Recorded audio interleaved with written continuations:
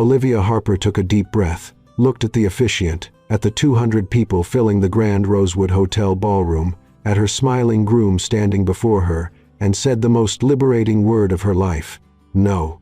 The silence that followed was so heavy it could have shattered the crystal chandeliers. Grandma Helen clutched her pearls in the third row. Aunt Margaret dropped her designer clutch, and Brad, the groom, got that expression of a puppy who'd just watched his owner throw the ball into traffic. What? What do you mean no? He stammered, his face draining of color.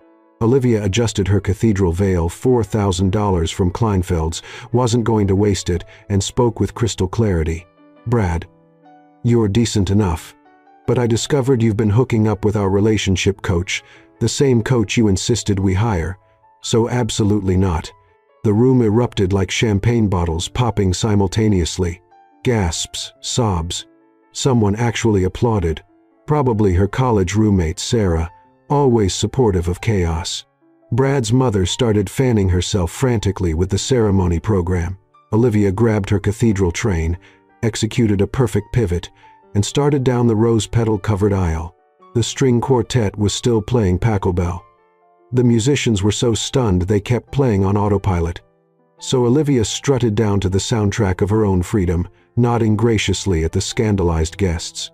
That's when the ballroom doors burst open and he walked in. Jackson Knight, 64. Custom Tom Ford suit that probably cost more than her student loans. A face that belonged on magazine covers, but somehow ended up in boardrooms instead. And those slate-gray eyes that made Wall Street executives check their portfolios twice. Olivia stopped dead in the middle of the aisle, because everyone in Manhattan's financial district knew three things about Jackson Knight. His private equity firm owned significant pieces of half the city. Nobody knew exactly how he built his empire so fast, and nobody dared to investigate. Her father owed him an astronomical amount of money, a terrifying amount of money, Miss Harper. His voice was velvet over steel. Perfect timing. You're already dressed for the occasion. What occasion? Olivia tried to sidestep him, but Jackson simply positioned himself between her and the exit. Your father owes me $2.8 million. The payment deadline was yesterday at 5 p.m. He proposed an unconventional settlement. Olivia's heart plummeted straight through her. Jimmy Choo's also expensive, also regrettable. What kind of settlement? Jackson's lips curved slightly. It wasn't a smile. It was the expression of a chess player announcing checkmate. You marry me. My father traded me? Technically, he offered your hand in marriage as collateral resolution for the debt. I found the proposal acceptable. The officiant is already here. The documentation is prepared. He glanced at his Audemars Piguet. Olivia recognized it because Brad practically worshipped watch blogs. We have 12 minutes before my legal ecclesiastical paperwork on your family's brownstone, the accounting firm, and your mother's art gallery. Olivia spun around. Her father sat in the first row wearing that, "I'm sorry, princess, but I made catastrophically bad investment decisions" expression. Her mother was crying into a monogrammed handkerchief. Her 10-year-old twin sisters looked utterly confused. You can't legally force me to marry you, she protested, whirling back to Jackson. Correct. Hello, I'm delighted to assist you with our voice services. Choose a voice that resonates with you, and let's begin our creative audio journey together. The marriage duration of this arrangement. Jackson looked momentarily surprised that she was negotiating. Then that almost smile returned. 12 months. 1 full year of believable matrimonial performance. After that, a civilized divorce. You receive substantial compensation, and your family's debt is completely forgiven. Define believable matrimonial performance. Cohabitation, joint appearances at social functions, convincing our circles that we're genuinely enamored. No physical relationship, obviously. I'm not a barbarian. Olivia looked back at her family, at her little sisters who deserved to finish private school, at her mother who'd just gotten the gallery's first major exhibition, at her father who looked 20 years older than he had this morning. Damn it all. Fine, she said, each word costing her pride. But I have non-negotiable terms. Jackson raised one eyebrow. Apparently people didn't usually negotiate with Jackson Knight. separate bedrooms, complete personal freedom. And you fund my graduate degree at Columbia. Agreed. They locked eyes for a loaded moment. Olivia tried to project defiance. Jackson looked intrigued, amused. His expression was impossible to read. Then, let's get this over with, Olivia muttered, turning back toward the ceremony space. That's when she remembered Brad was still standing there, frozen, mouth hanging open, face now resembling a cranberry. Olivia, you can't Hess Jackson Knight. Hess a successful entrepreneur, Jackson interjected smoothly, walking past Brad like he was furniture. Unlike you, who's a fitness instructor with commitment issues. This is my venue now. Please leave. I acquired this hotel 3 months ago. Diversification strategy. He extended his hand toward Olivia, not quite touching. Shall we, my bride? Hello. I'm delighted to assist you with our voice services. Choose a voice that resonates with you, and let's begin our creative audio journey together. He smelled like boardrooms and dangerous secrets. I dislike you intensely, she whispered. The sentiment is entirely mutual, he whispered back. Your dress has too many layers. Your suit is aggressively expensive. Your veil is crooked. Your tie pin is ostentatious. Dear friends, the officiant interrupted nervously, shall we begin? And that's how Olivia Harper, on the same day she rejected a cheating fiancé, accepted a proposal from a perfect stranger. When Jackson kissed her to seal their arrangement, a brief contractual kiss, completely devoid of emotion, Olivia had exactly one thought. This will be the longest year of my entire existence. She had absolutely no idea how right she was or how wrong. Jackson Knight's penthouse looked like it had been designed by someone who won Most Intimidating Living Space 3 years running. Floor-to-ceiling windows showcasing Central Park, furniture that was probably illegal to sit on without a net worth of 8 figures, and abstract art that Olivia was convinced was just expensive scribbles. This is where you live? She asked. Still wearing her wedding dress, because there'd been zero time to change before being contractually married to a stranger. Technically, it's where we live now, Jackson corrected, removing his tie while walking. A house manager appeared from nowhere like house managers do and accepted the tie as if it were a sacred artifact. Your suite is on the 2nd level, East Wing, Jackson continued without breaking stride. My suite is West Wing. There are approximately 45 feet and 2 security doors between us. You'll find that adequate. Adequate? This place is bigger than my entire childhood home. Your childhood home is now serving as collateral on a loan. This penthouse is paid for. See the difference? Olivia's hands clenched into fists. The wedding ring platinum band with diamonds appeared on her finger during the ceremony. Felt like a shackle. You're enjoying this, aren't you? Jackson finally turned to look at her. Really look at her. His gray eyes swept from her disheveled veil to her death grip on her bouquet shed, forgotten she was still holding it. Enjoying watching someone process shock? Not particularly. He gestured toward the staircase. Mrs. Chen will show you to your room. Everything you'll need has been prepared. How did you prepare everything? We got married 45 minutes ago. I'm efficient. You're creepy. That too. An elegant woman in her 50s materialized beside Olivia. Mrs. Chen had that energy of someone who'd seen everything and was impressed by nothing. Miss Harper, she said warmly. I'm the house manager. Let me show you to your suite. I'm sure you'd like to get out of that dress. You have no idea, Olivia muttered, following her up the marble staircase. Mrs. Chen led her down a hallway that belonged in a museum. Original paintings lined the walls. The carpet was so plush, Olivia's heels sank into it. Mr. Knight can be intense, Mrs. Chen said diplomatically, but he's fair, and his word is binding. That's supposed to be comforting? In this world? Absolutely. Mrs. Chen opened double doors, revealing a suite that made Olivia's jaw drop. A bedroom the size of her old apartment. A walk-in closet already filled with clothes in her exact size, which was definitely creepy.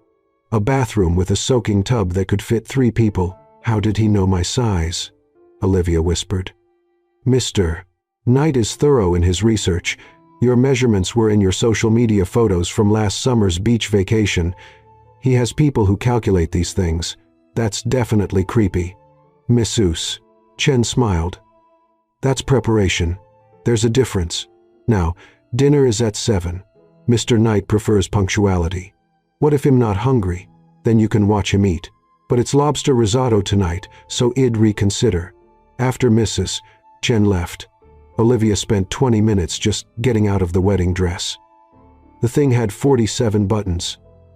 Shed needed Brad's sister to button her into it this morning. Now she was contorting herself like a pretzel trying to undo them. Finally, she gave up and used scissors from the desk. $4,000 dress sacrificed. Freedom priceless. She found jeans and a cashmere sweater in the closet, both designer, both perfect fits, both creepy, and went downstairs at 7:02 p.m. just to make a point. Jackson was already seated at a dining table that could host a UN summit. Head changed into dark slacks and a crisp white shirt, sleeves rolled up, looking like a cologne advertisement come to life. "You're late," he said without looking up from his phone. "You're annoying," Olivia shot back, sitting down at the opposite end of the table. 20 feet separated them. It felt appropriate. A staff member served the lobster risotto. It smelled incredible. Olivia's stomach growled audibly. "When's the last time you ate?" Jackson asked, finally looking at her. "This morning. I was too nervous to eat lunch before Brad's wedding. Our wedding happened too. You could at least acknowledge it. I'm trying to forget it. Unfortunately, you signed legal documents. Forgetting isn't an option." They ate in hostile silence for several minutes. The risotto was annoyingly the best thing Olivia had ever tasted. "So," she said finally, "what exactly does this believable matrimonial performance involve?" Jackson set down his fork with precision. "Starting Monday, you'll accompany me to business dinners, Wednesday evening galas, weekend charity events. We need to be seen together looking appropriately enamored." "Enamored? I barely tolerate you." "Then you'll need to improve your acting skills. My reputation depends on this marriage appearing genuine." "Your reputation? What about mine?" "Your reputation as woman who dumped her fiancé at the altar and immediately married a billionaire. You're already Manhattan's favorite piece of gossip. Might as well own it." Olivia threw her napkin on the table. "I didn't dump Brad to marry you. You blackmailed me. I presented you with options. You chose the one that protected your family. That's called making a difficult decision, not blackmail. You're impossible. Impragmatic. There's a difference." Olivia stood up so fast her chair screeched against the floor. "I need air. The terrace is through those doors." She stormed out onto a terrace that overlooked Central Park. The Manhattan skyline glittered like scattered diamonds. The evening breeze cooled her flushed face. She heard footsteps behind her. "I'm not going to apologize," Jackson said quietly. "I didn't ask you to, but I will explain." He stood beside her, not too close, maintaining careful distance. "Your father made catastrophically bad investments.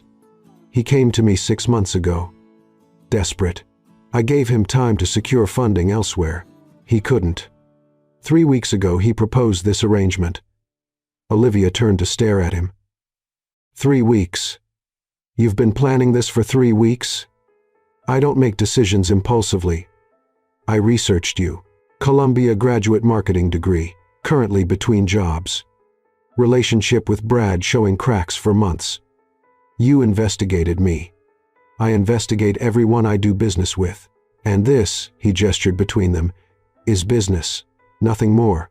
You researched me, but I know nothing about you." Jackson's expression shifted. Something flickered in his eyes. Amusement? Challenge? "Then ask." "Ask what?" "Ask me questions." "Fair is fair." Olivia crossed her arms. "Fine. How did you make your money?" "Started a tech company at 23. Sold it at 27 for 80 million. Used that to fund my private equity firm. Now I acquire undervalued companies, restructure them, and sell them at profit. That's the official story. What's the real one?" His eyebrow raised. "You think I'm hiding something?" "Everyone in Manhattan thinks you're hiding something." Jackson stepped closer. close enough that Olivia could see gold flecks in his gray eyes. "I'm good at seeing value where others see failure," he said softly. "I'm good at fixing broken things. And I'm very, very good at getting what I want. And you wanted a fake wife. I wanted to solve a problem. You were the most elegant solution." They stood there, the city lights casting shadows across both their faces. Olivia's heart was doing something complicated and annoying in her chest. "I still hate you," she whispered. "I know," he whispered back. "This year is going to be miserable, probably. I'm not going to make this easy for you. I wouldn't respect you if you did." Olivia's phone buzzed 17 texts from friends, 43 Instagram notifications, her mother calling for the 5th time. "I should," she gestured vaguely at the phone. "Handle your social fallout. I understand." Jackson turned to leave, then paused. "Olivia, what, the scissors you used on your dress? They're antique, 18th century, worth about $6,000. Her eyes widened in shock. Jackson's lips curved into his first real smile of the day. "Worth it for the look on your face right now." He left her alone on the terrace, simultaneously furious and laughing, and completely confused about which emotion should win. Inside, Mrs. Chen was waiting with a cup of tea. "How bad is it?" Olivia asked. "You're trending on page 6. 3 gossip blogs have theories. And someone started a Reddit thread about your dress change. Fantastic. Mr. Knight finds the attention amusing." "Of course he does." Mrs. Chen patted her hand. "You'll survive this, dear. You're tougher than you look. I can tell." "How?" "You cut up a $4,000 dress without hesitation. That takes courage," she smiled. "Or excellent priorities." That night, Olivia lay in her enormous bed, in her enormous room in this enormous penthouse, staring at the ceiling. Her phone buzzed. A text from an unknown number. "Sleep well, Mrs. Knight. Tomorrow we shop for your wardrobe. 9 a.m. Don't be late. JK." She typed back, "I hate you." His response came instantly, noted. 9 a.m. Olivia threw her phone across the room. It landed on a plush chair, completely undamaged because even the furniture here was trying to annoy her. 1 year, 12 months. 365 days of Jackson Knight. She was going to lose her mind or something far more dangerous. Olivia arrived downstairs at 9:03 a.m., wearing the most deliberately casual outfit she could find in her new closet. Ripped jeans, an oversized Columbia sweatshirt, and sneakers. Jackson stood by the elevator in a charcoal suit that probably cost more than a used car, looking at his watch. 3 minutes late, he observed. "I'm practicing my rebellion," she replied sweetly. "How am I doing?" "Poorly." Real rebellion would have been not showing up at all. "There's still tomorrow." His lips twitched, almost a smile. "The car is waiting." The car turned out to be a black SUV with a driver, tinted windows, and leather seats that felt like sitting on a cloud made of money. "Where exactly are we going?" Olivia asked as Manhattan blurred past the windows. "Fifth Avenue. You need a wardrobe that matches your new situation." "I have clothes. An entire closet full that magically appeared." "You have basics. You need statement pieces. People will be watching us, analyzing every detail. Your appearance reflects on both of us now." "How romantic." "I'm a reflection of your brand." "Precisely." Olivia turned to glare at him. "Do you ever say anything that isn't calculated?" Jackson met her gaze steadily.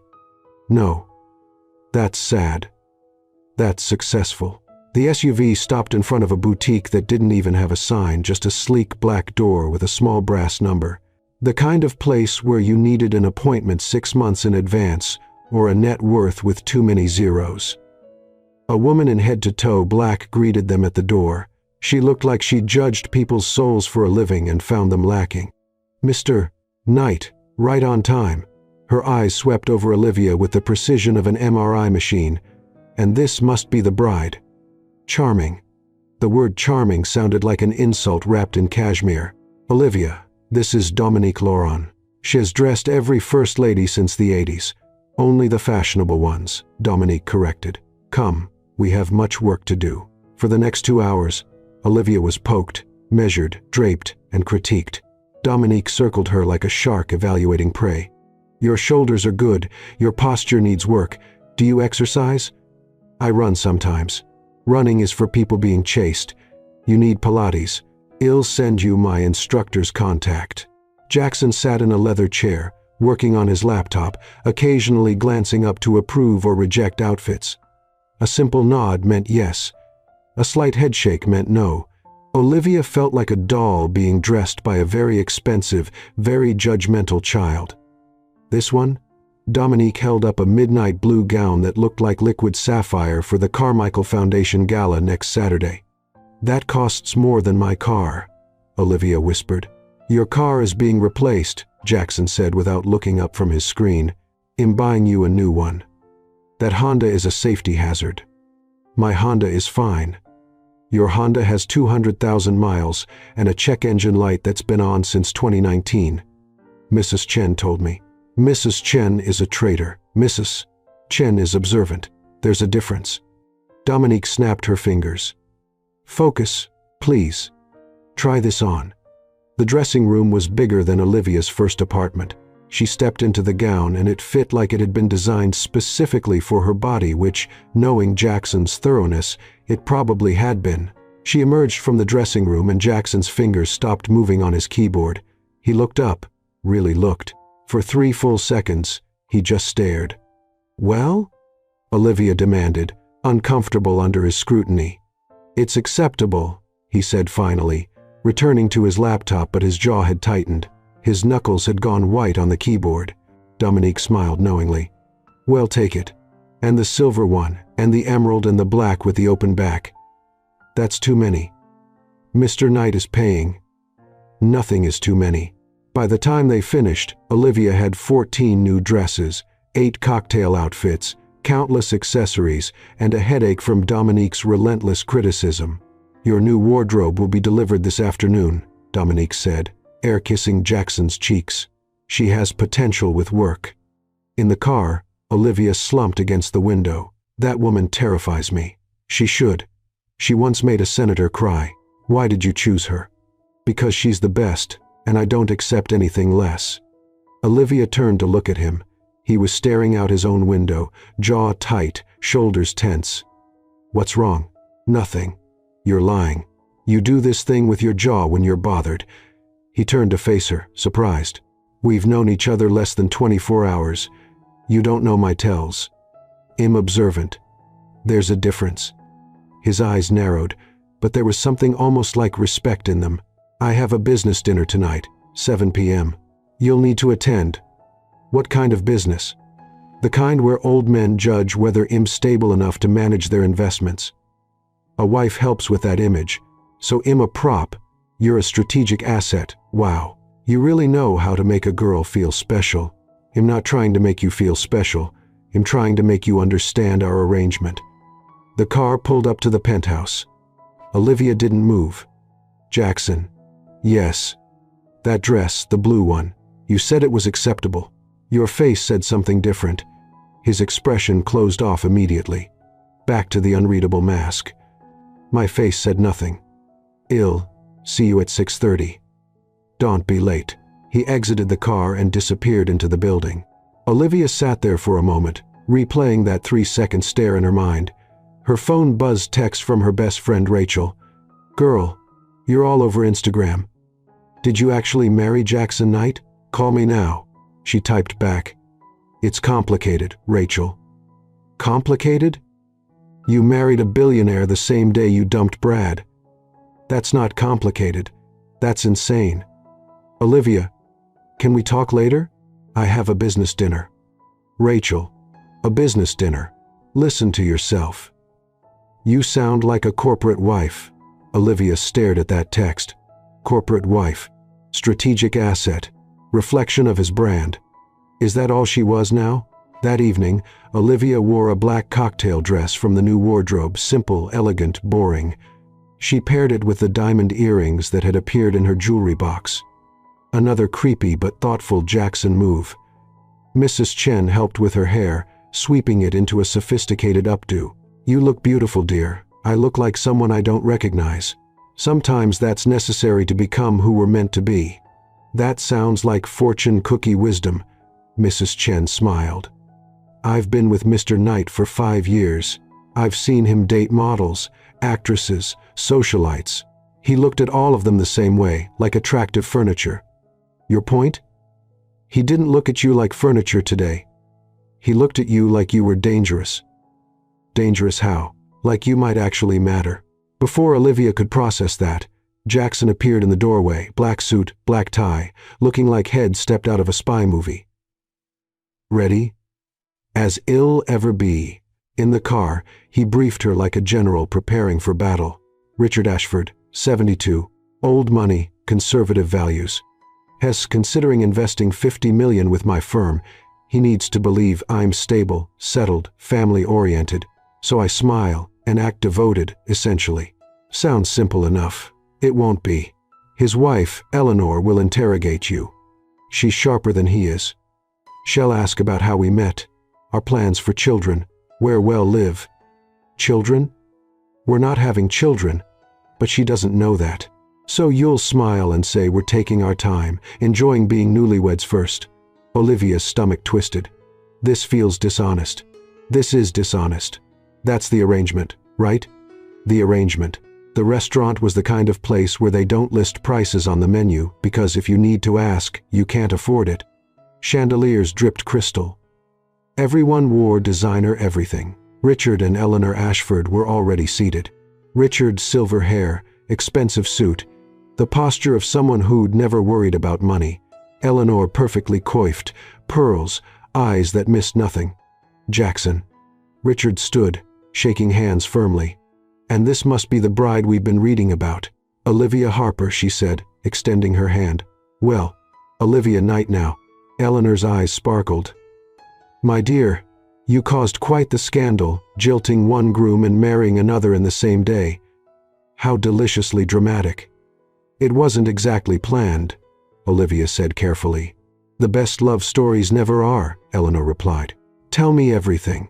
How did you two meet? Olivia panicked. They hadn't discussed this. She glanced at Jackson. He smoothly took her hand on the table. His touch was warm, steady. We met 6 months ago at a charity auction. I bid on a date with him, Olivia improvised. He was being auctioned off for the Children's Hospital benefit. Jackson's eyebrow rose slightly, but he rolled with it. She outbid 3 other women, cost her $5,000. Best money I ever spent, Olivia said, squeezing his hand probably harder than necessary. And you fell in love immediately? Eleanor pressed. Not immediately, Jackson said. She thought I was arrogant. I still think you're arrogant, he smiled. Actually smiled. And I thought she was impulsive and naive. I'm still impulsive and naive. Yes, but now you're my impulsive and naive. The way he said my made Olivia's heart do something acrobatic and stupid. Eleanor laughed delightedly. Oh, you two are perfect. The way you bicker true love. Richard nodded approvingly. Jackson, you've done well. A smart, beautiful woman who keeps you humble. That's rare. The dinner continued. Olivia and Jackson played their roles flawlessly, touching hands, sharing smiles, finishing each other's sentences. To everyone watching, they were newlyweds blissfully in love. But under the table, Jackson's hand gripped hers tightly, and Olivia gripped back, not because they had to, but because somehow in the middle of this elaborate lie, his touch felt like the only real thing in the room. When they finally left the restaurant, Richard had committed $40 million to Jackson's firm. In the car, they sat in loaded silence. You did well, Jackson said finally. So did you. The charity auction story was quick thinking. You started it. I just followed your lead. We're a good team at lying, yes. Another silence. Jackson. When you called me yours, did you mean it? He turned to look at her. In the dim light of the car, his eyes were unreadable. Does it matter? Maybe. This is an arrangement, Olivia. Nothing more. Right. The arrangement. But neither of them let go of the other's hand for the entire ride home. The Carmichael Foundation Gala was exactly the kind of event Olivia had only seen in movies. Crystal chandeliers the size of compact cars, women dripping in jewels that could fund small countries, men in tuxedos discussing mergers over champagne that cost more per bottle than most people's monthly rent, and Olivia wearing that midnight blue gown that had made Jackson stop typing. "Stop fidgeting," he murmured, his hand at the small of her back as they entered the ballroom. "I'm not fidgeting. You've adjusted your earring 4 times in the last minute. Maybe my earring is actually bothering me. Or maybe you're nervous." She turned to glare at him. He looked unfairly good in his tuxedo hair, perfectly styled, that confident smile that made people want to either trust him with their life savings or run screaming. Sometimes both. "I'm not nervous. I'm just surrounded by people who think caviar is a personality trait." His lips twitched. "That's actually funny. Don't sound so surprised. I can be funny. I'm learning that along with several other unexpected things about you." Before she could ask what that meant, a couple approached them. The woman was stunning, tall, blonde, wearing a red dress that defied physics and probably several laws of decency. "Jackson," she purred, kissing both his cheeks in that European way that seemed designed to make other women feel inadequate. "I heard the most ridiculous rumor that you got married." "Not a rumor," Jackson said smoothly, his hand tightening slightly on Olivia's back. "Olivia? This is Victoria Ashworth. We dated briefly 2 years ago." "Victoria, my wife, Olivia."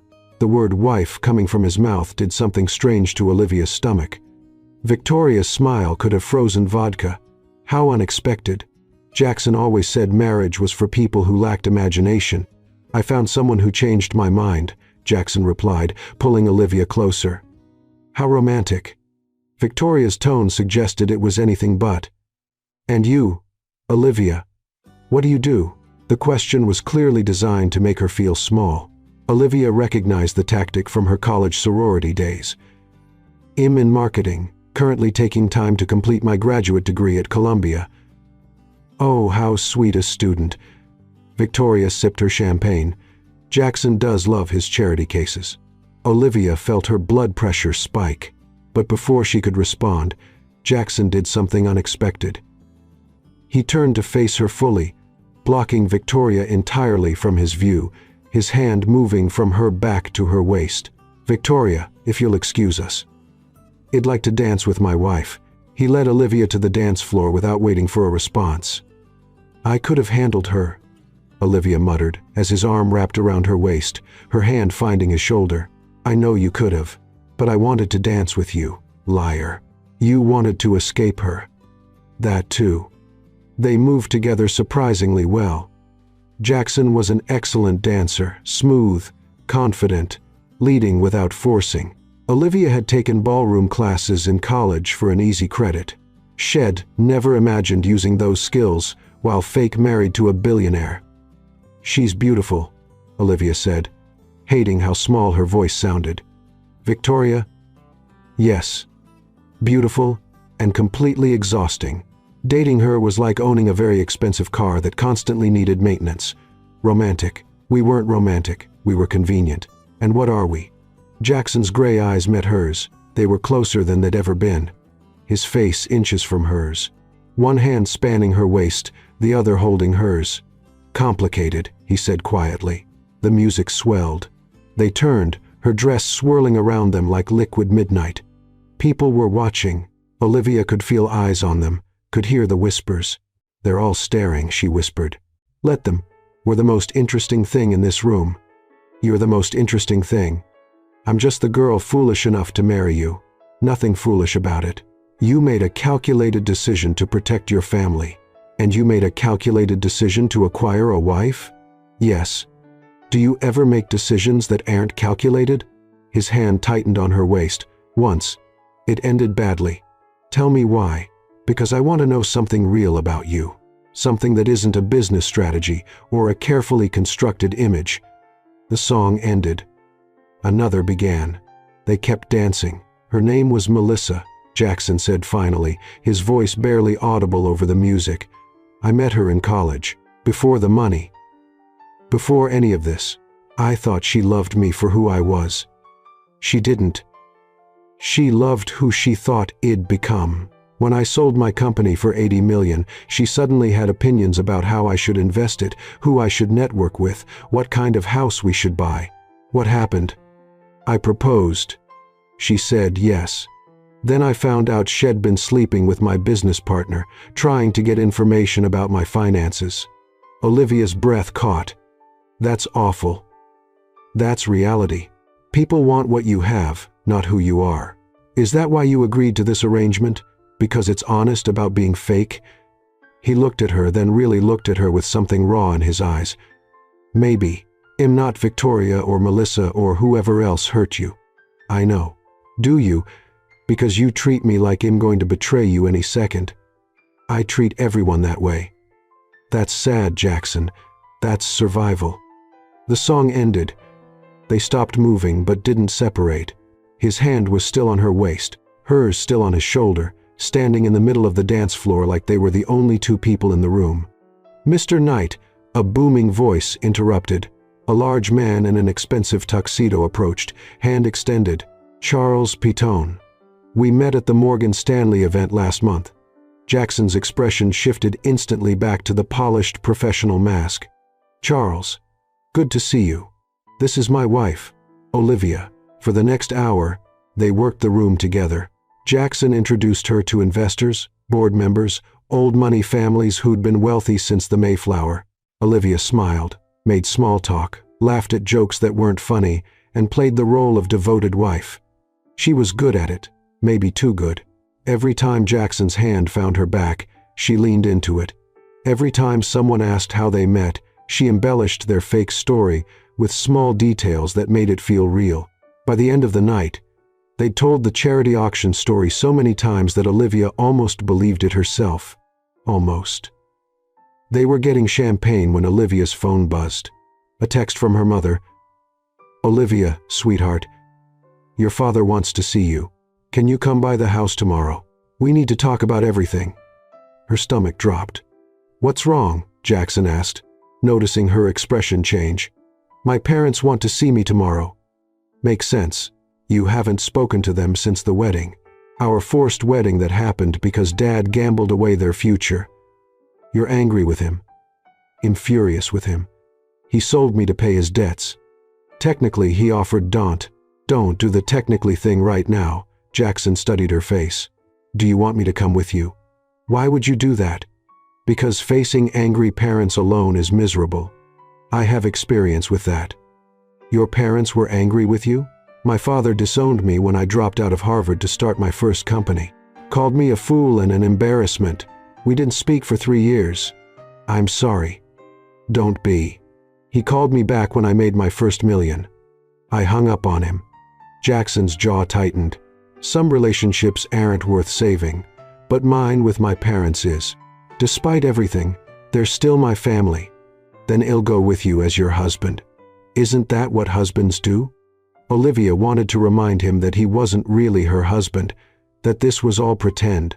But standing there in her expensive dress at his expensive gala, playing pretend so convincingly that she sometimes forgot what was real, she just nodded. Okay, thank you. They left the gala at 11. In the car, Olivia kicked off her heels and groaned. These shoes are torture devices disguised as fashion. They looked incredible. You noticed my shoes? I noticed everything about you tonight. Her heart did that stupid acrobatic thing again. Jackson, yes, when we were dancing you said we're complicated. What did you mean? He was quiet for a long moment. The city lights streaked past the windows. The driver had the privacy screen up, giving them the illusion of privacy. I meant that this was supposed to be simple, a business arrangement with clear terms and an exit strategy. And now you argue with me over breakfast. You deliberately show up late just to irritate me.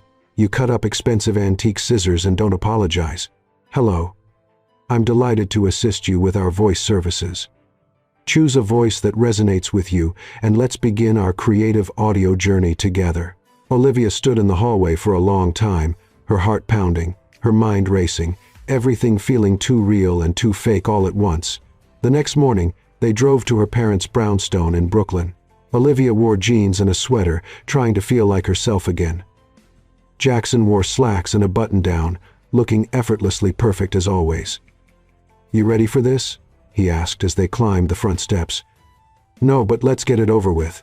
Her mother opened the door before they could knock. She looked older than Olivia, remembered tired, worried. "Olivia," she breathed, pulling her into a hug. "Sweetheart, I've been so worried." "I'm fine, Mom." Her mother pulled back, studying her face, then turned to Jackson. "Mr. Knight, thank you for everything. Mrs. Harper." He shook her hand formally. Inside, her father sat in his usual chair. He looked smaller, somehow defeated. When he saw Olivia, he stood. "Princess Don't call me that. You don't get to call me that anymore." "Olivia, You sold me, Dad. You gambled away everything, couldn't fix a bee, and you sold me to pay your debts." Her father's face crumpled. "I didn't know what else to do. They were going to take the house, your mother's gallery, everything we've worked for. So you traded me instead? I thought Mr. Knight seemed honorable. I thought he'd treat you well. It was only for a year." "Only?" Olivia's voice cracked. "Do you have any idea what you've done to my life?" Jackson stepped forward, his hand finding Olivia's shoulder, a gesture of support. "Mr. Harper," his voice calm, controlled, "your daughter has every right to be angry. What you did was unconscionable, but what's done is done. The question is, how do we move forward?" Her father looked at Jackson with something like hope. Is she okay? Are you treating her well?" "I'm standing right here," Olivia snapped. "You can ask me directly. Are you okay, Princess?" Olivia wanted to scream, to rage, to make him hurt the way she hurt, but looking at him, at his gray hair and worried eyes and the way he'd aged 10 years in the past week, she couldn't. "I'm managing," she said finally. "Jackson's keeping his word. Separate bedrooms. Mutual respect. It's not what I wanted, but it's not terrible. I'm so sorry," her father whispered. "If I could go back, but you can't." Olivia's voice hardened. "You made your choice. Now I'm living with the consequences." Her twin sisters appeared in the doorway. Emma and Sophie, 12 years old, looking scared and confused. "Liv?" Emma asked quietly. "Are you really married?" Olivia's heart broke a little. "Yeah, I am." "To him?" Sophie pointed at Jackson. "To me," Jackson confirmed. "Im Jackson, you must be the famous twins I've heard about." "We're not famous," Emma said. "You're famous to Olivia. She talks about you constantly." Both Olivia and the twins looked surprised. "You do?" Sophie asked. "She does," Jackson interrupted smoothly. "She told me about your soccer championship last spring, Emma. And Sophie, she showed me your art portfolio. You're talented." Sophie's eyes went wide. "Really? Really?" He pulled out his phone, showing them something. "In fact, I have a friend who runs a youth art program at the Museum of Modern Art. They're always looking for promising young artists. Would you be interested? Are you serious?" Sophie practically bounced. "Completely serious." "I'll make the introduction." Olivia stared at him. When had he looked at Sophie's art portfolio? When had he learned about Emma's soccer? Had he been researching her family the same way Head researched her? Her mother invited them to stay for lunch. It was awkward, but bearable. Jackson charmed her sisters, discussed art restoration with her mother, and somehow got her father talking about vintage cars. By the end of it, her family was almost comfortable with him. In the car on the way back, Olivia finally spoke. "Thank you." "For what?" "For coming. For being kind to my sisters. For not making this worse than it had to be. They're important to you. That makes them important to this arrangement." "Right. The arrangement. When did you look at Sophie's art portfolio, Mrs. Chen mentioned it. I had her send me photos. And Emma's soccer? I read your social media. You posted about her championship in May. You really do research everything. I told you. I don't make uninformed decisions. Is that what I am? An informed decision?" He turned to look at her. "You're becoming something I didn't plan for. What's that?" "Someone I actually like having around." It shouldn't have felt like such a victory, but it did. That night, Olivia couldn't sleep. She kept replaying the weekend, the gala, the dancing, the conversation about Melissa, the way Jackson had defended her to Victoria, the way Head researched her sisters. At 2 a.m., she gave up and went downstairs for water. The kitchen lights were already on. Jackson sat at the counter, laptop open, coffee mug beside him. "Can't sleep either?" she asked. He looked up, surprised. Head taken off his shirt at some point, wearing only pajama pants. Olivia tried very hard not to notice his shoulders. She failed. Dealing with some contracts for an acquisition in Singapore. At 2 a.m., time zones are different there. She poured herself water, then sat at the counter across from him. The marble felt cool under her arms. "Can I ask you something?" "You're going to anyway. Why did you really agree to this? Be honest. It's not just about my father's debt. You could have taken the house and moved on." Jackson closed his laptop, studied her face. "Because your father told me about you, about how you graduated top of your class, how you turned down corporate jobs to help launch your best friend's startup, how you spent weekends volunteering at youth centers, how you wanted to do meaningful work, not just make money. And I thought someone like that, someone who actually cares about things, maybe marrying her, wouldn't be the worst business decision I've ever made. I'm a business decision. You started as one." He paused. "You're becoming something else." "What?" He stood, walking around the counter until he was standing in front of her. Close. Too close. "I don't know yet. That's the problem, Jackson. When we were dancing tonight, when my hand was on your waist and you leaned into me, that wasn't acting, was it?" Her breath caught. I don't know." "Yes, you do. Fine. No, it wasn't acting." "Good. Good? Because I haven't been able to stop thinking about it. About you in that dress, about the way you feel when we're close. About how this arrangement is starting to feel less like business and more like..." "Like what?" He leaned in, his hand coming up to cup her face, his thumb tracing her cheekbone. "Like something dangerous. We agreed no physical relationship." "I know what we agreed." "Then why are you looking at me like that?" "Because agreements can be renegotiated." Her heart was hammering. "Jackson." His phone buzzed loudly, repeatedly. "The Singapore contracts." He pulled back, running his hand through his hair. "I should take this." "Yeah, you should." He grabbed his laptop and phone, heading toward his office, then stopped in the doorway. "Olivia." "Yes. This conversation isn't over." He left her standing in the kitchen at 2 a.m., heart racing, body trembling, mind completely unable to process what had just almost happened. She went back to her room, lay in bed staring at the ceiling. 1 year, she thought. This would be easy. Survive 12 months and move on. But nothing about Jackson Knight was easy. And the most dangerous part, she was starting to not want it to be. "Hello. I'm delighted to assist you with our voice services. Choose a voice that resonates with you, and let's begin our creative audio journey together." It was also driving Olivia completely insane, because every time she closed her eyes, she saw him in that kitchen shirtless, close enough to kiss, saying, agreements can be renegotiated, in that voice that made her stomach do backflips. This was supposed to be simple. 12-month business arrangement, exit strategy. But nothing about the way her body reacted to Jackson Knight was simple. Wednesday morning, Mrs. Chen cornered her at breakfast. "This is ridiculous," the house manager announced, setting down a plate of perfectly poached eggs. "What is ridiculous? You and Mr. Knight tiptoeing around each other like teenagers after an awkward first kiss." "We didn't kiss." "Exactly. That's the problem." Olivia choked on her coffee. "Mrs. Chen, I've worked for Mr. Knight for 5 years. I've never seen him like this, distracted, irritable.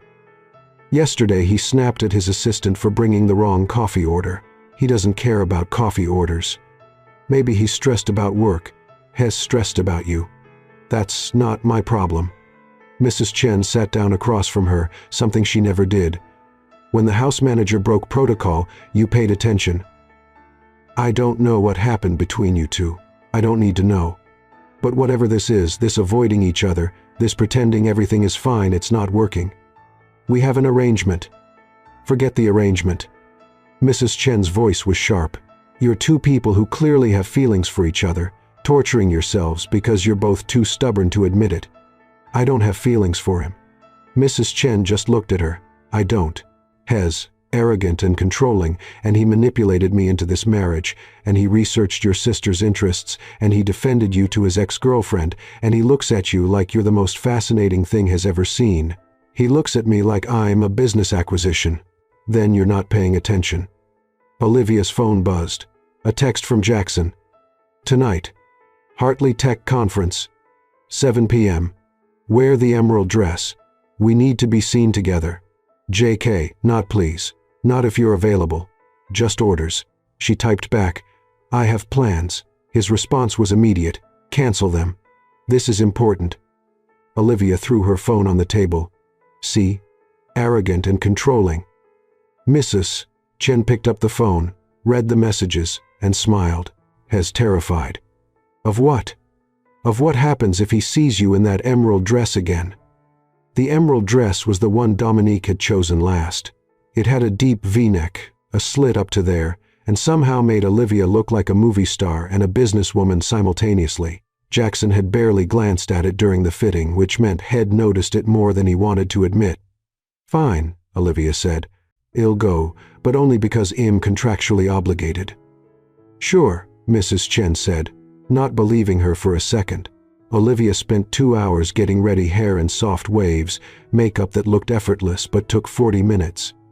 The emerald dress that fit like a promise and a threat. When she came downstairs at 6:45, Jackson was waiting by the elevator. He was on his phone, frowning at something on the screen. Then he looked up and stopped breathing. Olivia watched him try to compose himself, watched his jaw tighten, watched his eyes darken as they traveled from her heels up the slit in her dress, across the neckline, to her face. "You're early," he managed. "You said 7. It's 6:45. "I said 7 because I expected you to be late." I'm full of surprises. I'm learning that. In the car, the tension was suffocating. They sat on opposite sides of the back seat. Jackson stared out his window. Olivia stared out hers. The driver probably wanted to jump out at the next red light. "The Hartley Tech Conference is important," Jackson said finally, his voice professionally neutral. "Every major tech investor on the East Coast will be there. I need to announce my next acquisition. It's been in the works for months." "What are you acquiring?" "An AI startup. Brilliant technology, terrible management. I'm buying them out, restructuring, and taking them public within 2 years." "Sounds very corporate." "It's what I do, right? Fix broken things." He turned to look at her. "What's that supposed to mean?" "Nothing. You said it yourself. You're good at seeing value where others see failure. You're good at fixing broken things, and you think you're broken. I think you married me because I was a problem you could solve." Jackson's expression hardened. "That's not fair." "Isn't it? My father had debts. I was the solution. Clean, simple, transactional. It's more complicated than that. Is it? Because every time things start feeling real between us, you retreat behind your walls and remind me this is just business." "Because it is business." "Then why did you almost kiss me in the kitchen?" The car went silent. Even the driver seemed to stop breathing. Jackson's hands clenched into fists. That was a mistake. The words hit Olivia like a slap. "Right. A mistake. Got it. Olivia. No, it's fine. I understand. We're business partners. Strategic assets to each other. Nothing more." "That's not what I meant." "Then what did you mean?" He opened his mouth, closed it, stared at her with an expression that was equal parts frustration and something that looked painfully like longing. The car pulled up to the conference center before he could answer. Photographers swarmed immediately. Jackson's name generated headlines. Jackson with a surprise wife generated a media frenzy. He exited first, buttoning his tuxedo jacket, then extended his hand to help her out. Olivia took it because she had to, because this was the performance, the arrangement. Flashbulbs exploded. Questions shouted from every direction. "Mr. Knight, how does it feel to be married?" "Olivia, what do you think about your husband's latest acquisition? Are you two planning children? How did you meet? Jackson's hand tightened on hers. He smiled for the cameras, that perfect, practiced, magazine cover smile. My wife and I are very happy, he said smoothly. We're not discussing personal details tonight. Thank you. He guided her inside with his hand at her back, professional, distant, everything they were supposed to be. Olivia wanted to scream. The conference center was packed with tech billionaires, venture capitalists, and people wearing hoodies that cost more than cars. Everyone wanted to talk to Jackson. Everyone wanted to be seen with Jackson. And everyone wanted to meet his mysterious new wife. For 2 hours, Olivia smiled until her face hurt. She made small talk about technology she didn't understand. She laughed at jokes that weren't funny. She played the role of devoted wife so convincingly that she almost forgot it was a role. Almost. Jackson was in his element, confident, charismatic, closing deals with handshakes, and that smile that made people trust him with millions. He was brilliant at this, and Olivia hated how attractive she found it. They were getting drinks when a man approached, tall, handsome in an obvious way, expensive suit, confidence that bordered on arrogance. Jackson Knight, he said, extending his hand. Marcus Chen, Quantum Ventures. I've been hoping to meet you, Marcus. Jackson shook his hand. I've heard about your work. Impressive portfolio. Likewise. Marcus turned to Olivia, his smile widening. And you must be the bride I've been reading about. Marcus Chen. Olivia. She shook his hand, his grip lasted a second too long. I have to say, Jackson, you're a lucky man. Your wife is stunning, I'm aware. Jackson's voice had gone cold. In fact, Marcus continued, oblivious or uncaring. I was just thinking, if you ever tire of the tech world, Olivia, Quantum Ventures is always looking for talented people, especially ones with marketing backgrounds. Thank you, Olivia said, surprised. I'll keep that in mind. Please do. Here is my card. He handed her a business card, his fingers brushing hers deliberately. Call me anytime, for professional reasons or otherwise. Jackson's hand landed on Olivia's waist, possessive, territorial. My wife isn't interested in your offers, Marcus. Professional or otherwise. Marcus laughed. No harm in asking. You can't blame me for trying. She's remarkable. He walked away, leaving tension thick enough to cut. That was rude, Olivia said quietly. He was hitting on you. He was offering me a job. He was doing both. I know his type. His type? You mean successful businessman? That sounds familiar. Jackson's eyes flashed. That's different. How? Because I didn't pursue you to sleep with you. Several people turned to stare. Jackson realized how loud had spoken. He grabbed Olivia's hand and pulled her toward a private hallway away from the crowd. What are you doing? She hissed. Keeping you from making a scene. I'm not the one yelling about sleeping together. They ended up in an empty conference room. Jackson closed the door and suddenly they were alone, really alone for the first time since the kitchen incident. You're being ridiculous, Olivia said, crossing her arms. I'm being protective. We're not really married. You don't get to be jealous. I'm not jealous. You're acting jealous. Because Marcus Chen is a predator who uses his position to manipulate young women. 3 of his former employees have NDAs about harassment. Olivia deflated slightly. Oh, yeah. Oh. Jackson ran his hand through his hair. I wasn't being territorial. I was being careful. You could have just told me that instead of acting like a caveman. You're right. I should have. They stood there breathing hard, staring at each other. This is exhausting, Olivia said finally. What is? This us pretending we don't feel anything when we clearly do. Pretending this is just business when it stopped being business weeks ago. Olivia, don't do the thing where you remind me about the arrangement and the exit strategy and how this is all just temporary. I know. I'm living it. But that doesn't change the fact that when you look at me, I forget how to breathe. And when you touch me, even casually, my entire body reacts. And when you almost kissed me in that kitchen, I wanted you to. I really, really wanted you to.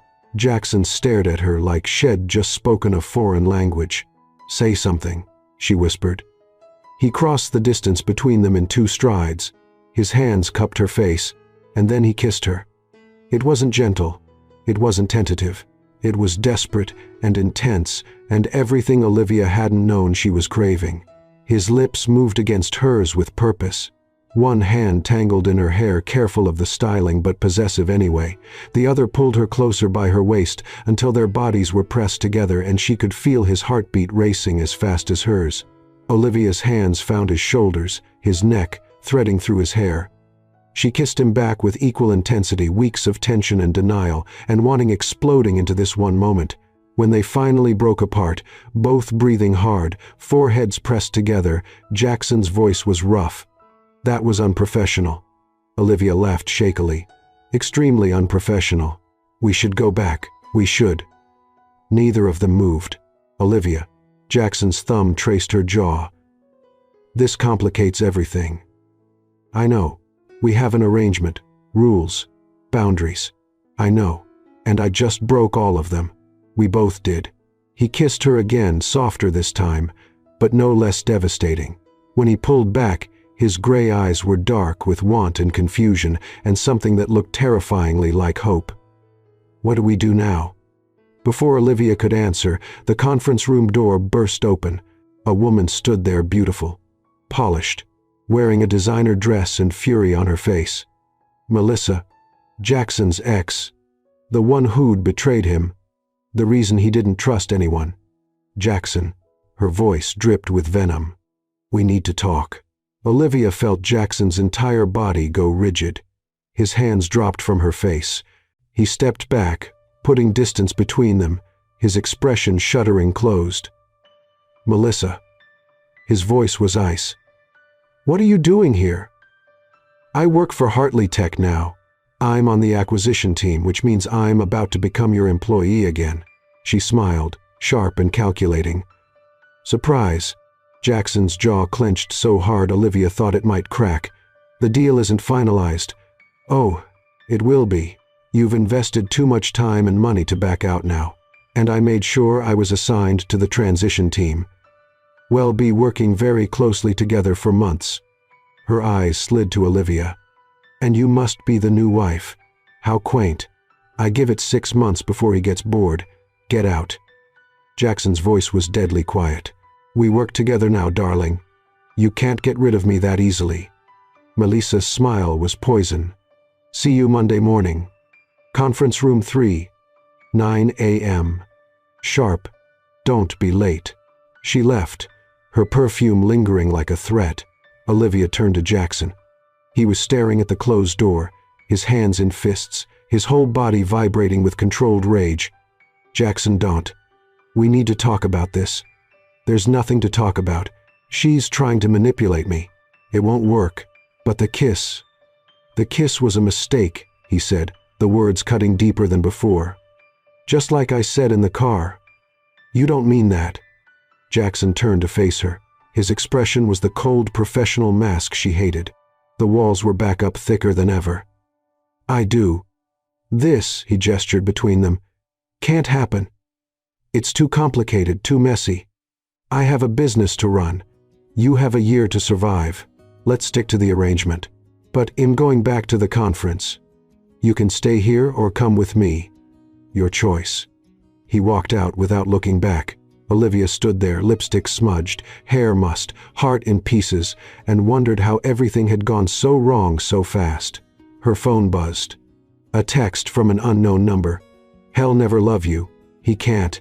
Has too broken. But don't worry. I'll make sure you understand that very soon. Olivia deleted the message and straightened her dress, fixed her lipstick, composed her face. Then she walked back into the conference with her head high and a smile that didn't reach her eyes.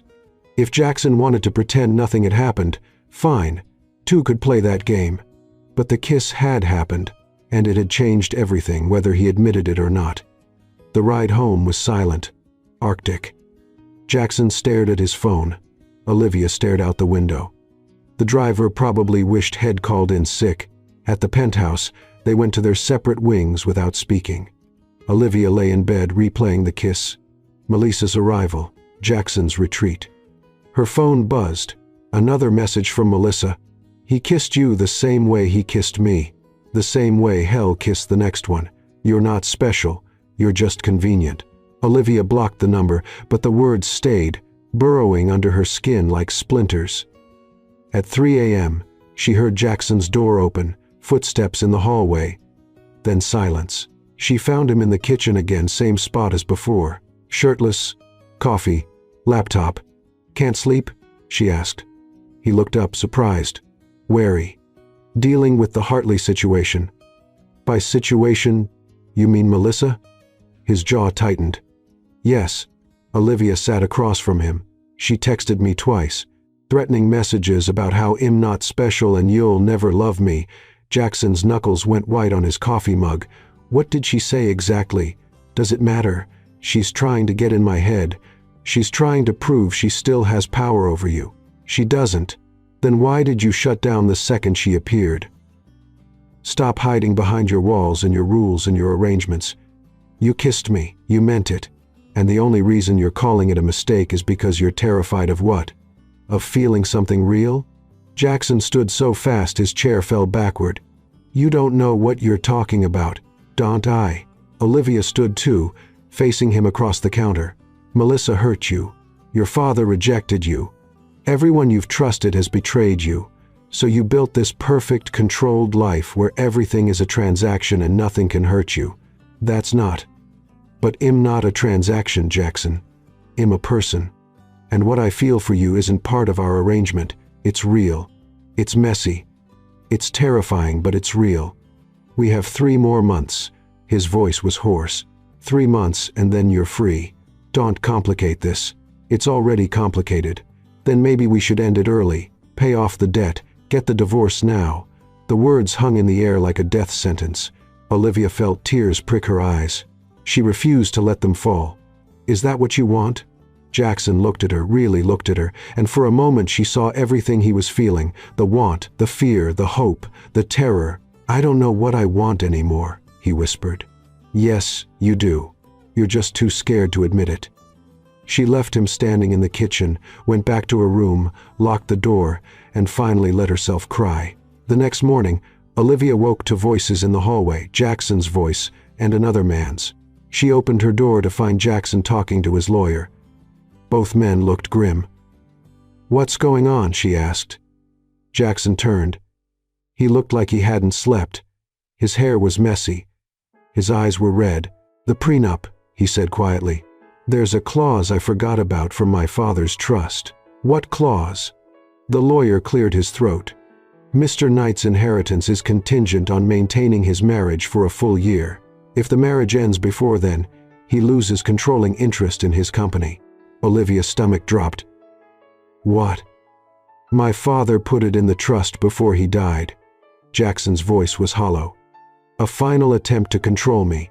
I thought he'd removed it, but apparently there's a codicil that survived.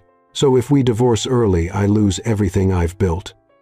My company, my acquisitions, my investors lose millions. Hundreds of employees lose their jobs. And if we stay married, then we're locked in for 3 more months, with Melissa trying to destroy us, with the media watching our every move, with these feelings making everything impossible." Olivia looked at him, at the man she'd been kissing just hours ago. The man Hod called it a mistake. The man who was trapped in this marriage as much as she was. "So what do we do?" Jackson's eyes met hers, empty, defeated. "We survive. Like we always have." But standing there in the hallway, watching him disappear into his office with his lawyer, Olivia wondered if survival was going to be enough, or if they'd both already lost something far more important than money or reputation or carefully constructed arrangements. They'd lost the chance to be real. And once you lost that, could you ever get it back? The next 2 weeks were a special kind of torture. Jackson left for work before dawn, came home after midnight, communicated through emails that were professionally cordial and emotionally empty. When they did see each other at the occasional business dinner, at a charity event, in passing in the hallway, they were polite, distant, strangers who happened to share a last name and a zip code. The kiss might as well have never happened, except Olivia thought about it constantly. In the shower, during class, while trying to sleep the way Jackson's hands had felt in her hair, the desperate sound head made against her lips, the look in his eyes, right before Melissa had ruined everything. Melissa, who was now a constant presence in Jackson's life, conference calls, strategy meetings, the Hartley Tech acquisition that forced them to work together daily. Olivia knew because Mrs. Chen kept her informed. The house manager had appointed herself unofficial spy and mediator, reporting back with worried updates. "Hess not sleeping," Mrs. Chen said one morning, setting down Olivia's coffee with more force than necessary. "Hes barely eating. Yesterday he snapped at 3 different employees. This is ridiculous." "Then maybe he should stop avoiding me," Olivia muttered. "Maybe you should stop avoiding him." "I'm not avoiding him. Hes avoiding me. You're both avoiding each other. It's like watching 2 magnets fight their own attraction. Exhausting and pointless." Olivia's phone buzzed. Another text from Melissa. The woman had created multiple numbers after Olivia kept blocking her. "Jackson's working late again with me in his office alone. Just like old times. Sweet dreams." Olivia threw her phone across the room. It bounced off a throw pillow. Even in rage, the penthouse's expensive furniture protected itself. "That woman is unhinged," she told Mrs. Chen. "That woman is desperate. There's a difference." Mrs. Chen picked up the phone, read the message and frowned. "But she's also lying." "How do you know?" "Because Mr. Knight's office has glass walls. Nothing that happens there is private. If she's texting you about being alone with him, she's trying to make you jealous." "Well, it's working." "Then do something about it." "Like what? Storm into his office and demand he pay attention to me? We have an arrangement, remember? Business only, no feelings, no complications. That ship sailed when he kissed you. He called it a mistake because he's terrified. Men like Jackson Knight, men who've been hurt, who've built walls, who control everything, they don't know what to do when something real threatens to break through, so they panic. They retreat. They convince themselves that feeling nothing is safer than risking everything." Olivia slumped in her chair. "So what do I do?" "You decide if he's worth fighting for, and if he is, you fight." Mrs. Chen squeezed her shoulder. "But you have to fight smart. That woman is playing psychological warfare. Don't let her win." That afternoon, Olivia went to Columbia for her seminar, Modern Marketing Strategies. Usually she loved this class. Today she couldn't focus. Professor Reynolds was discussing brand authenticity when Olivia's phone buzzed again. She ignored it.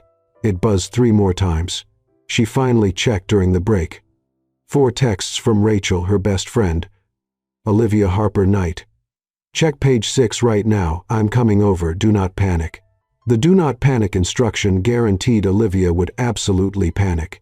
She opened page 6. The headline made her blood run cold. "Trouble in Paradise? Jackson Knight's ex, Melissa Parker, joins his company. Sources say new wife, threatened by return of old flame."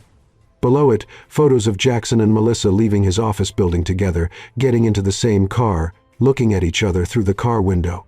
The photos were taken from angles that made them look intimate, romantic, like 2 people with history and chemistry. The article was worse. Sources close to the couple say that Olivia Harper Knight, the marketing student who married billionaire Jackson Knight in a whirlwind ceremony just weeks ago, is increasingly insecure about her husband's professional relationship with ex-girlfriend Melissa Parker. Parker, who dated Knight for 2 years before their dramatic breakup, has recently joined the tech startup Knight is acquiring, forcing the former lovers to work in close proximity. One insider claims, "Olivia doesn't understand Jackson's world. She's young, inexperienced, out of her depth. Melissa knows him better than anyone. There's still chemistry there. Everyone can see it." When asked about the rumored tension, Knight's representatives declined to comment. Parker, however, told page 6, "Jackson and I have a complicated history, but we're both professionals. If his wife feels threatened by our working relationship, that's something she'll need to work through. Mature relationships require trust." Olivia wanted to throw up. The photos, the quotes, the narrative that she was some insecure child bride threatened by Jackson's sophisticated ex. Her phone rang. "Rachel, don't believe a word of that garbage," Rachel said immediately. "It's clearly a hit piece. That woman planted those photos in that story. But what if it's true? What if Jackson is not hooking up with his ex? Trust me, I've seen the way that man looks at you. At the gala last month when you were talking to that investor, he watched you like you were the only person in the room. That was before everything fell apart. Nothing has fallen apart except your communication. Liv, you need to talk to him. Really talk. Not through Mrs. Chen. Not through lawyers. Face to face. He doesn't want to talk to me. Then make him. After she hung up, Olivia sat in the Columbia courtyard, staring at the article, reading the comments. She's way too young for him. This marriage won't last. Gold digger probably panicking now that the ex is back. Team Melissa, they were perfect together. Jackson Knight could do so much better. Each comment was a small knife cutting deeper than the last. Her phone rang again. This time Jackson. She answered, her voice shakier than shed-like.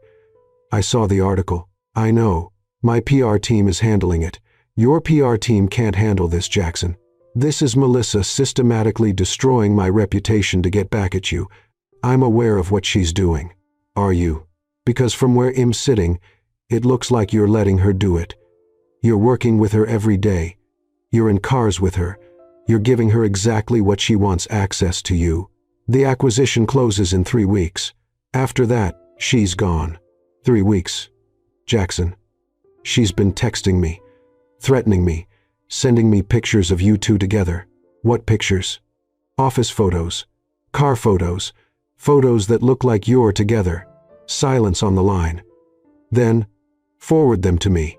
All of them. Why? Because if she's harassing you, I'm ending this. I don't care about the acquisition. I don't care about the money.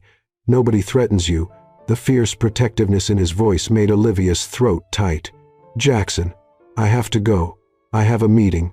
But Olivia, stay away from page 6. Stay away from the comments. None of that is real. Then what is real? The question hung between them like a challenge. I don't know anymore, he said quietly. But I'm trying to figure it out. He hung up before she could respond. That evening, Olivia was getting ready for another business dinner some tech investor Jackson needed to impress when Rachel showed up at the penthouse with wine, takeout, and determination.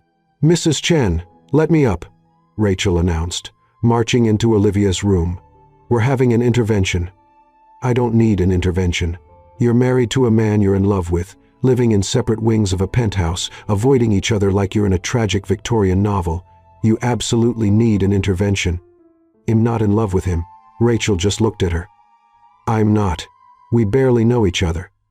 It's been 2 months. Liv, I've known you since freshman year. I've seen you date nice guys, boring guys, exciting guys, terrible guys. I've never seen you look at anyone the way you look at Jackson Knight. How do I look at him? Like he's the answer to a question you didn't know you were asking.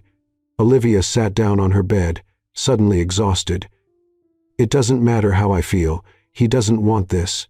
He wants the arrangement, the rules, the exit strategy. Does he? Or is he just scared? Mrs. Chen said the same thing. Mrs. Chen is a wise woman. Rachel poured them both wine. Listen, here's what I see. You're both miserable. You're both clearly crazy about each other. You're both too stubborn to admit it. Meanwhile, his psycho ex is actively trying to destroy your marriage, and you're letting her win by doing nothing. What am I supposed to do? Fight for him? Show him that I'm not going anywhere? That I'm not scared of Melissa or his walls or whatever else he's hiding behind, and if he rejects me, then at least you'll know. But right now you're in limbo, and limbo is torture. They ate Chinese food and drank wine and watched terrible reality TV. When Rachel finally left around 11, Olivia felt marginally better. She changed into pajamas and was about to go to bed when she heard shouting from downstairs. Jackson's voice. Loud, angry. She grabbed a robe and went to investigate. Jackson was in his office on a video call with what looked like his entire legal team. His hair was a mess. His tie was gone. He looked furious. I don't care what the contract says, he was yelling at the screen. I want her removed from the acquisition team today. A lawyer's voice came through the speakers. Mr. Knight, we can't remove her without cause. She hasn't done anything actionable. She's harassing my wife. She's leaking false stories to the press. She's actively trying to sabotage my marriage. None of that is provable in court. Then find a way to make it provable. That's what I pay you for." He noticed Olivia in the doorway. His expression shifted from fury to something more complicated. "I'll call you back," he told the lawyers, ending the call.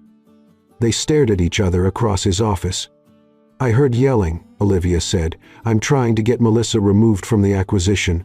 It's not going well because she hasn't technically done anything illegal. Because she's smart." He rubbed his face. "I'm sorry about the article, the photos, all of it. It's not your fault." "It is. I brought her back into our lives by acquiring that company. I should have walked away the second I found out she worked there." "You can't walk away from a deal worth millions because of your ex." "Yes, I can. I'm walking away tomorrow." Olivia's eyes widened. "Jackson, no. You've worked on this for months. I don't care. You're more important than any acquisition." The words landed like a bomb. "In what?" Jackson stood from his desk, moving around it to stand in front of her. "Close. Not touching, but close. You're more important," he repeated, "than the money, the deal, the optics, all of it. You're more important, Olivia. Since when? Since you walked down that aisle in that ridiculous wedding dress and married me to save your family. Since you argued with me over breakfast and showed up late just to prove you could. Since you wore that blue dress and looked at me like maybe I wasn't a monster. Since you kissed me back and made me feel something I thought I'd never feel again." Olivia's heart was racing. What feeling? Hope. That maybe I could be more than the walls I've built, more than the transactions and the strategies and the careful control. He stepped closer. "You make me want to be reckless, and I hate it, and I can't stop thinking about it. Jackson, let me finish, please." He took a shaky breath. "When I called that kiss a mistake, I lied. It wasn't a mistake. It was the most honest thing I've done in years, but it terrified me because if I let myself care about you, really care, then I have something to lose. And I've spent my entire adult life making sure I never have anything I can't afford to lose. But, you're already under my skin, in my head, making me question everything I thought I knew about what I want and who I'm supposed to be." His hand came up, hovering near her face, not quite touching. "I'm terrible at this, at feelings, at being vulnerable, at admitting when I'm wrong. But I'm trying for you, because you're worth trying for." Tears pricked Olivia's eyes. "You're such an idiot." He smiled slightly. "I know. I've been miserable for 2 weeks, crying in my room, avoiding you, hating Melissa, second-guessing everything. I'm sorry. Shut up. I'm not done." She stepped closer, closing the distance between them. "You're not the only one who's scared. I'm terrified of these feelings, of how fast they happened, of the fact that in 2 months you've become the most important person in my life. And I don't know how that happened. Olivia, I love you, Jackson. I'm in love with you. And before you panic and retreat behind your walls again, just know that I'm not asking you to say it back. I'm not asking you to feel the same way. I'm just telling you the truth because I'm tired of pretending. I'm tired of the arrangement and the rules and the careful distance. I want the messy, complicated, terrifying real thing with you if you want it too." Jackson stared at her like she'd just spoken an alien language. Then he kissed her. Not tentatively, not carefully, but like she was oxygen and had been drowning. His hands framed her face, angling her head for better access. Her hands fisted in his shirt, pulling him closer. The kiss was desperate and sweet and everything their first kiss had been, but more, because this time there were no walls, no pretending, just truth.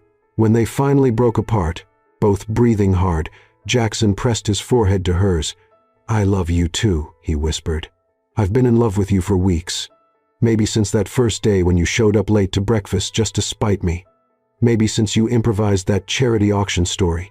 Maybe since you wore that emerald dress and looked at me like I was someone worth looking at.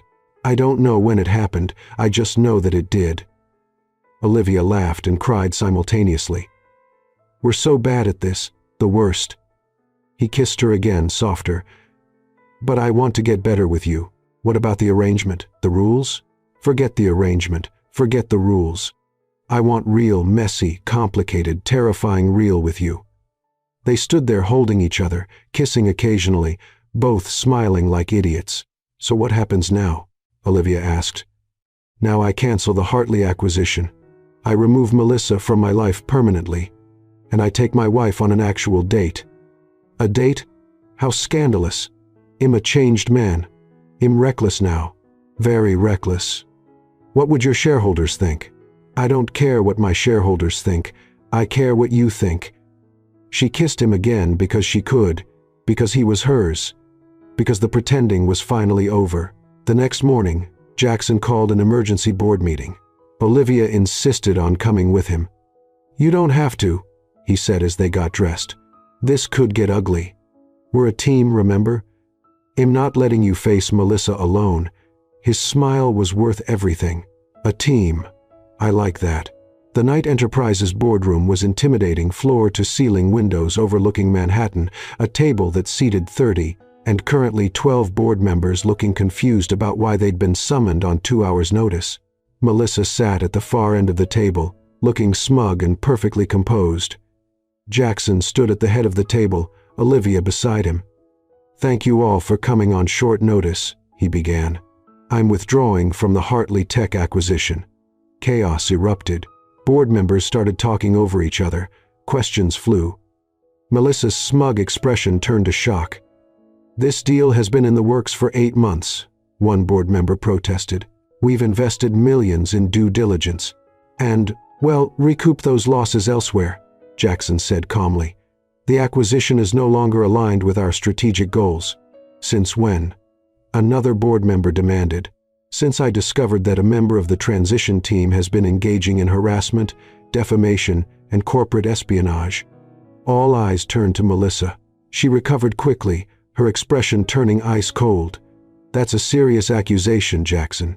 I hope you have proof." "I do." He nodded to his chief legal counsel, who distributed folders to each board member. "Screenshots of text messages sent to my wife, time-stamped phone records, evidence that Miss Parker leaked false information to Page 6, and testimony from 3 of her former colleagues documenting a pattern of harassment." Melissa's face went pale. "Those texts were private. Those texts were harassment, and you sent them from a corporate phone, which gives us legal standing to review them." Jackson's voice was steel. "You wanted to destroy my marriage to get back at me for leaving you. Instead, you've destroyed your career. You can't prove I can, and I will, unless you resign immediately and sign an NDA agreeing never to contact me or my wife again." Melissa stood shaking with rage. "You're making a mistake, Jackson. Throwing away millions for her? She's nobody. She's my wife, and she's worth more than every acquisition I've ever made." He took Olivia's hand. "You're done here, Melissa. Security will escort you out." 2 security guards appeared at the door. Melissa looked around the table, searching for allies. Found none. Everyone had seen the evidence. "This isn't over," she hissed at Jackson. "Yes, it is." His voice was final. "Goodbye, Melissa." She left, escorted by security, her heels clicking angrily against the marble floor. The board meeting continued for another hour, questions about the financial impact, discussion of alternative investments. Eventually, everyone agreed that walking away from a toxic acquisition was better than proceeding. When they finally left the building, Olivia felt lighter than she had in weeks. "That was incredible," she told Jackson as they got into the car. "That was expensive. I just walked away from a $30 million deal. But you protected us. Protected our marriage. That's worth more than money." He kissed her right there in the back of the car, not caring if anyone saw. "I have something to tell you," he said when they broke apart. "More secrets?" "One more. The prenup, the clause about my father's trust. The one that says we have to stay married for a year or I lose everything. I had my lawyers check it. Turns out the clause only applies if the marriage is dissolved without mutual consent." Olivia frowned. "I don't understand." "It means if we both want the divorce, the trust can't contest it. My father designed it to prevent me from being forced out of a marriage, not to trap me in one." He took her hand. "Which means you're free right now. If you want to leave, you can. The debt is forgiven. Your family is safe. You can walk away any time." Olivia's heart stopped. Are you asking me to leave? I'm telling you that you have a choice. Real choice. Not the forced arrangement from before. If you stay, it's because you want to, because you choose me, not because you're trapped. She looked at him. This man who'd started as a stranger, become an adversary, transformed into something she couldn't live without. I choose you, she said simply. Every time. Always. His smile was blinding. Yeah? Yeah. She kissed him. But I have some conditions. Of course you do. No more separate wings. We share a bedroom like actual married people. Done. No more hiding feelings. If you're upset, you tell me. If I'm upset, I tell you. We communicate like adults. Agreed. And you have to meet my friends. All of them, including Rachel, who will absolutely interrogate you about your intentions. I can handle that. One more thing. Name it. We renew our vows.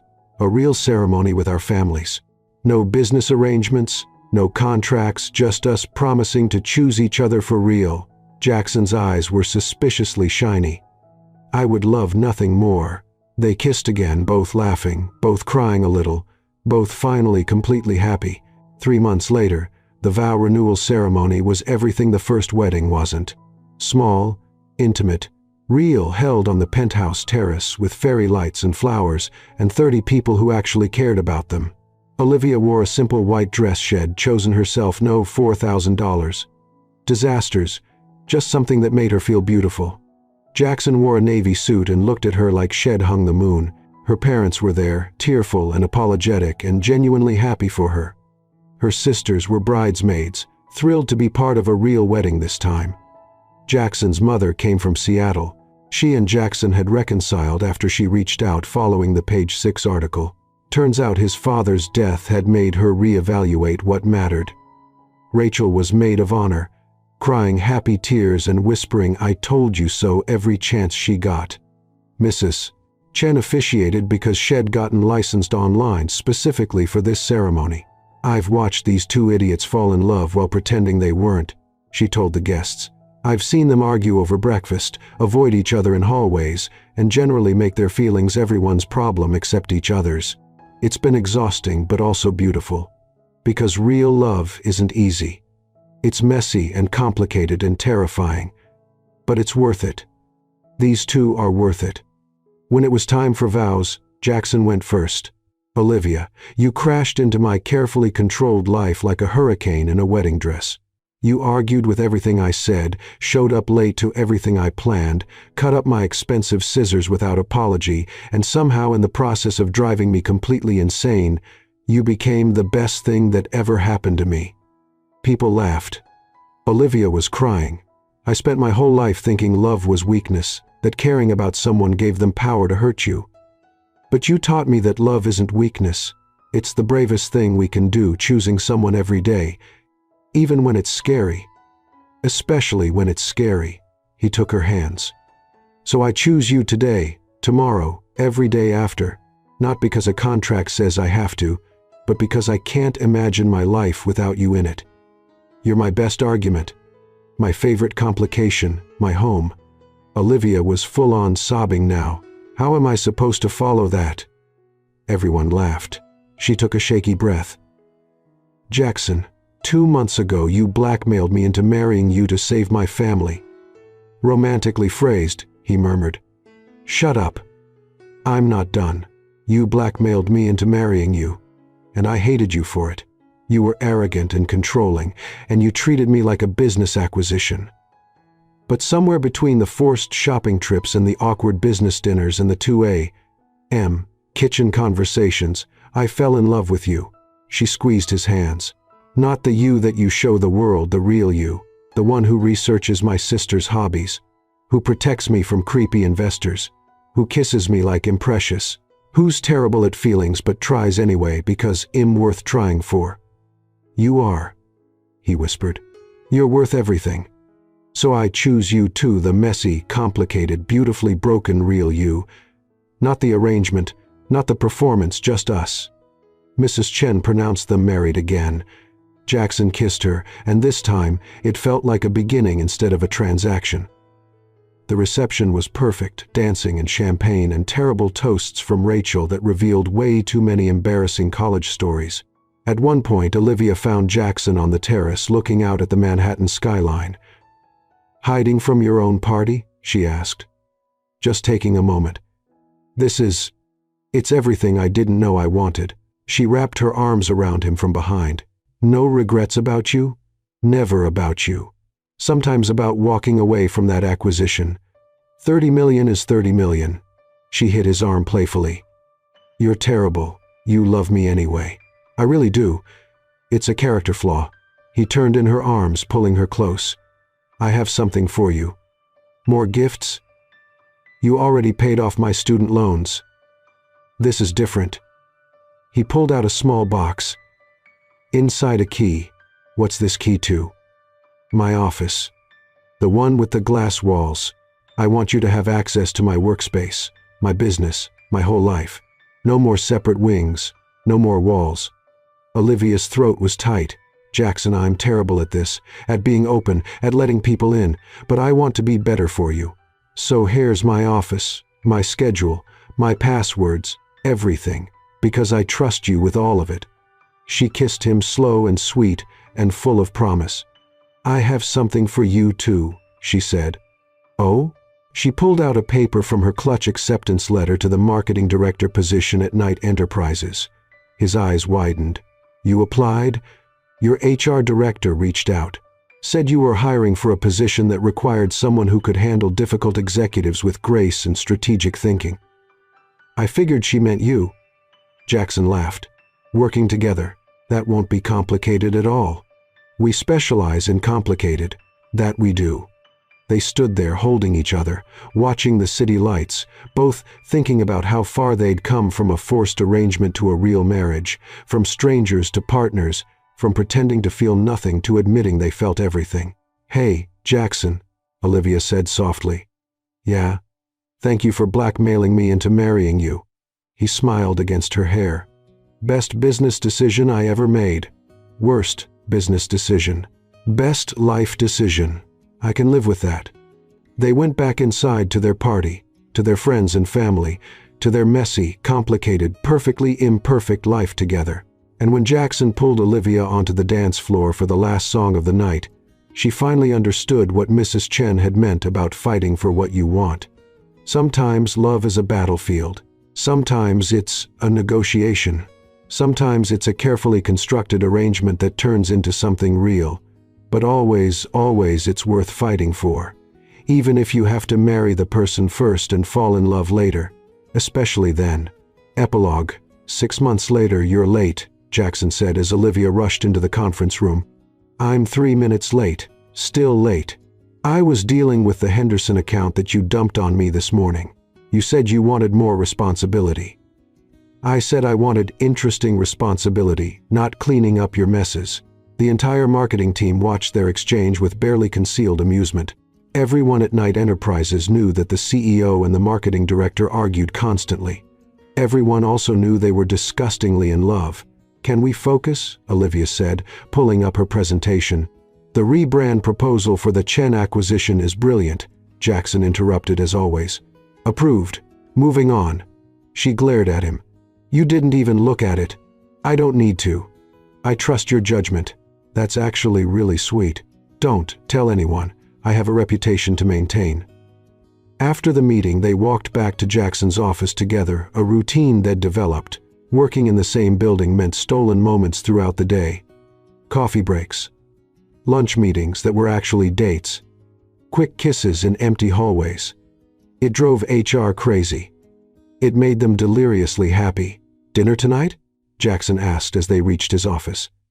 "Can't girls' night with Rachel and Sophie. You're on your own, abandoned by my own wife. Tragic. You'll survive. Mrs. Chen is making your favorite. Mrs. Chen loves you more than me now. Everyone loves me more than you. I'm delightful." He pulled her into his office, closing the door behind them. "You are infuriatingly delightful." He kissed her, the kind of kiss that made her forget they were at work. the kind that made her remember why marrying this man was the best accidental decision she'd ever made. "I love you," he said against her lips. "I love you too, even when you dump accounts on me." Especially then. Her phone buzzed. A text from Rachel. "Stop making out with your husband at work and confirm dinner location." Olivia laughed. How does she always know? Because we're predictable. We're happy. Same thing. As Olivia left his office to actually do her job, she caught sight of their wedding photo on Jackson's desk, the real one from the vow renewal, both of them laughing, foreheads pressed together, looking at each other like they'd discovered something precious, which they had. Love wasn't the carefully constructed arrangement they'd started with. It was the messy, complicated, real thing they'd built together, one argument at a time, one kiss at a time, one choice at a time. And every single day they chose each other again and again and again. The end.